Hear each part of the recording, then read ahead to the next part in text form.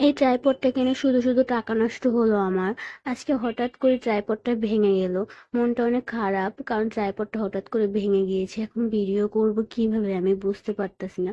আমি 1 বছর ধরে ভিডিও তৈরি করি, মানে 1 বছর ধরে ইউটিউবে ভিডিও তৈরি করি এবং ফেসবুকে 2 মাস যাবত ভিডিও তৈরি করি। এই 1 বছরে 2টা ট্রাইপড চলে গিয়েছে। এখন তো আমার আম্মু বলতেছে আর ট্রাইপড কিনে দেবে না, এইসব ভিডিও করা ছেড়ে দিতে, কারণ এইসব ভিডিও করে কিছুই হবে না। শুধু শুধু আমার সময় নষ্ট, পড়াশোনার ক্ষতি এবং আমার চেহারাও মানে খুবই বাজে হয়ে যাচ্ছে এই সারাক্ষণ ভিডিওর পেছনে দৌড়াতে দৌড়াতে।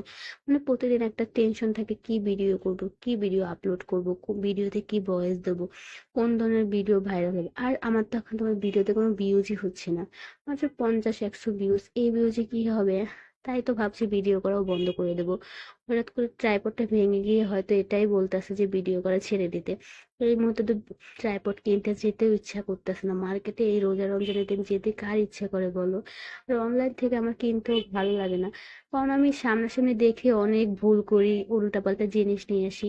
আর আমি অনলাইন থেকে কিনবো এটাও আমার বিশ্বাস হয় না যে আমি একটা সঠিক জিনিস পাবো কিনা, মানে ভালো জিনিস পড়বে কিনা আমার কপালে। তো আমি এখন কি করব বুঝতে পারতেছি না, কিভাবে ভিডিও তৈরি করব। খুবই খারাপ লাগতেছে। রোজার মাসে আমার সাথে এরকম হবে আমি ভাবতে পারি না। আম্মু বলেছিল ঈদে শপিং করে দেবে, জুতা কিনে দেবে, জামা আর কসমেটিকও কিনে দেবে। আর আমি 1,000 টাকা জমিয়েছিলাম টিফিনের টাকা দিয়ে, সেটা দিয়ে আমি ভেবেছিলাম একটা নর্মাল সুতির ড্রেস কিনবো। কিন্তু সেই টাকাটা দিয়ে এবার আমাকে ট্রাইপড কিনতে হবে, কারণ আম্মু কিনে দিবে না এখন আর। আর এতদূর এসে এখন হঠাৎ করে ভিডিও করা অফ করতে ইচ্ছা করতেছে না, দেখি সামনে কি হয়।